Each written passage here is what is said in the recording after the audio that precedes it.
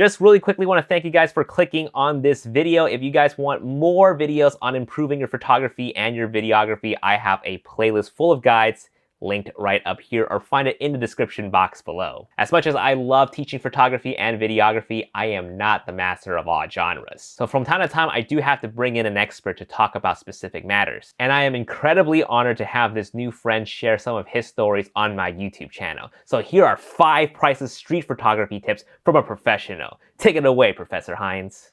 So I am Kenneth Hines Jr. Many people know me as Professor Hines. So some of the tips that I have as far as shooting street. My first one is prime lenses. The reason I love using prime lenses is because the image quality that you get with the prime lenses, they force you to move your body. That is a very big point. You have to get low, you have to move to this side, move to that side, come in closer. It makes your image look different. It changes the story that's being told. And then I also love it for the faster apertures. Now, a lot of people use wide aperture lenses and use them wide open the entire time. That's not always great for everything that you shoot. And this is a prime example of this. 2 of the same images, but one is shot at f1.8, the other is at f6.3. Look at the differences between these 2 images. You can't tell what's in the background of the first image. Yes, my focus is on the locks that are on the fence, but you can't see, like, where am I? What is that in the background? You totally lose the story there. Whereas the other image is stopped down to 6.3. It's very subtle. It adds to the image. You kind of see where you are. You see that there's buildings back there, but then it adds to your actual focus of the locks on the screen. As far as street photography, what are some of the lenses that I utilize? And that would be my 25mm f2. I love my 40mm close focus and my 85mm 1.8 Zeiss Batis lenses. So with the 85mm 1.8, it's a lens that I'm very, very comfortable with. And what I love about it is that for being a shy photographer that I am, it gives me that distance between the subject that I'm capturing and also giving me that nice focal length to where I still get what's around in the background based on where my distance is to my subject, while also still having, you know, that not really losing that street quality that people look for. You know, people typically look at 35 or 50mm lenses, but the 85 is really my go-to lens for doing street photography. So the second thing is on camera settings. One reason that I shoot aperture priority is because of any time that I'm in situations where there's varying light on the street. If I'm photographing something that, say, is very well lit, but then I might turn around to some place where it might be in a darker area, I don't want to have spend a lot of time on adjusting my settings, adjusting my camera, because I would have missed the shot that I just saw. So if I'm just worried about my depth of field in my image, then I don't have to worry about adjusting for the lighting changes. I usually have my ISO set at a range to where if I go through those differences in highlights and shadows, I don't have an issue of getting the exposure perfectly right for that specific image. So this is one that has kind of tricked a lot of people. A photo that I love from Grand Central, where I saw this guy just on his phone with his briefcase beside him, head oblivious to everything that's around him. And many people assume that I use a tripod. I do not shoot street photography with a tripod. So I use, you know, if I'm near like walls or barriers, I will use that if I can prop my camera on something. And so in this instance, I was using the 55 1.8. I saw this guy and I knew that's my subject. And so I just wanted to slow the shutter down to really show like the hustle and bustle that's going around him. But he's like no clue as to who's passing him, what's going on. That's what I love to kind of focus on. So in a photo like this, people wonder, well, how do you select your subject? There's so many people, how do you focus on just one person? And I analyze people. I just look through the crowd and see who looks interesting, who should I focus on? And sometimes I might just, you know, in Grand Central, they have the stairs with the platforms. So I'll just go up there, kind of scan the whole floor and see what looks fascinating to me, to where I pick out, you know, people that I think are going to be interesting. So my third thing is look at your surroundings. So analyze the weather, analyze what people are doing, anticipate for things, look at nearby objects and reflections. So there are times where I will see the perfect photo but my subject is not where I want to take the photo. So I just get in position. If they are still coming the same direction, I just get my camera ready, and I'm like, once they're in that spot, boom, I take the photo. If they just somehow, go a different direction, okay, so what? I missed the photo, but I knew what I wanted. So even though they went a different way, if I just took the photo when they weren't in the spot I wanted, I would have just had a regular photo. I wouldn't have liked it as much. So I always try to anticipate, where are people going to go? Where are people going to walk? What are people going to do? And just be ready. I keep my camera turned on.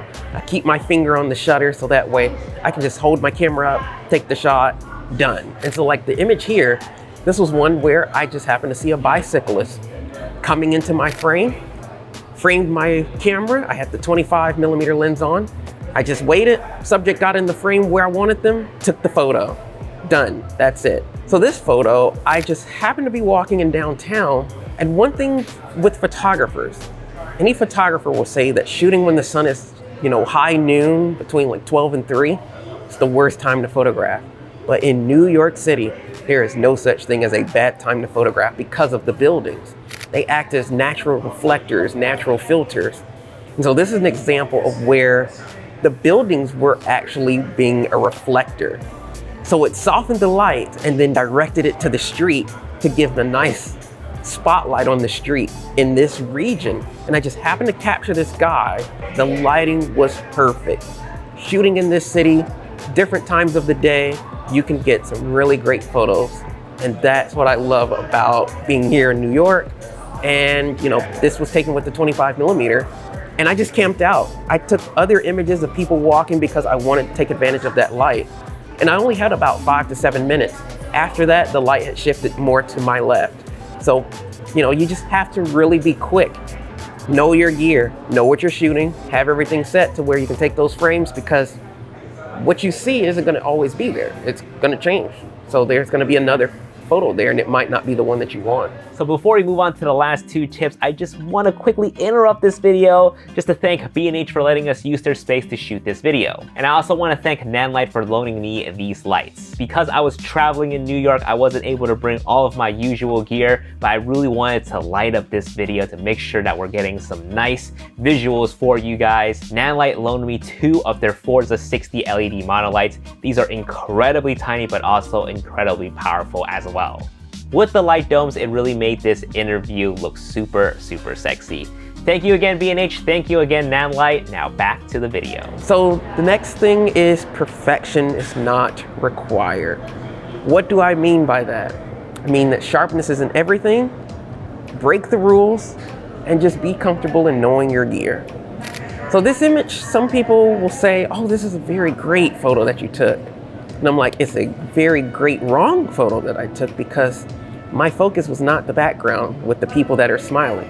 My focus was the guy that's in front that was looking at something or talking to someone that was over in the corner. And I said, my camera just missed the focus. That's all that happened. But when I brought the photo up in post, and I looked and I said, wait, those people are in focus and they have a great reaction on their face. I cropped that photo in so much. I took a 24 megapixel image and probably cropped that thing to maybe about 10 or 12 megapixels. I said, no, this is the frame that I want. I gotta bring that in, and just framed it the way that I did, to where I turned a terrible mistake into a great photo, to where I loved this image. I thought it was a great capture. Total mistake, but I loved it. So this was one that I took in DC with the manual lens, the Zeiss Loxia 50mm f2 lens. And it's not perfectly in focus. That's not what I was going for. I just loved the look that was on the lady's face of her looking at someone on the other side of the train. And I just loved the expression that she had on her face. And I wanted it to be something that was kind of subtle. Sharpness wasn't what I was looking for. And I just wanted to capture that emotion that she was expressing on her face in that situation. So lastly, as far as how do I visualize my final image? So take your photo and edit in your mind first, and then feel for the scene. So before I take many of the photos that I have, I always like to see it in my mind first. I like to visualize that, because if I visualize the photo, then I know I'm going to use the photo and that I think it's a pretty good photo. If I don't really see an image there, then I generally don't take it, because it's almost like I'm forcing something, and I don't want to force something that I don't feel creatively about. And then this one was one to where, people ask, where's my focus when I'm looking at editing? So in this instance, I know, one, I'm photographing the sunset. Two, my subject is the train. And then three, with the train, I see the lights, the trail of lights, which are red and yellow. So boom, there's my focus. I'm going for my red, orange, and yellow tones. So that's where I center my focus to. So I edit for those colors, I edit for the scene based on those things that are my subjects. So everything else at that point is just basically an accessory to my subjects. And everything has to fall around where that focus is. And that's just how I ended up creating that specific edit, as far as creating that specific tone and look. So that's pretty much it as far as a look into how I capture the street images that I do. And so hopefully these tips are very useful for somebody else. And maybe there's something that you may do that I don't know about that might be useful for me as well. So we all can learn from one another. And so this is me sharing, and hopefully can be beneficial to someone else. Thank you, Professor Hines. And make sure you follow him on Instagram or on Facebook. He is incredibly responsive in his DMs. So if you're ever curious about certain settings or certain street photography tips, or even how he captures some of his images, feel free to DM him. And if you want more tips to improve your imagery as well as your filmmaking skills, don't forget to check out my resources, my playlist filled with resources in the description box below or somewhere here on the screen. Guys, thank you so much for watching this video. I'll see you guys in the next one. Peace.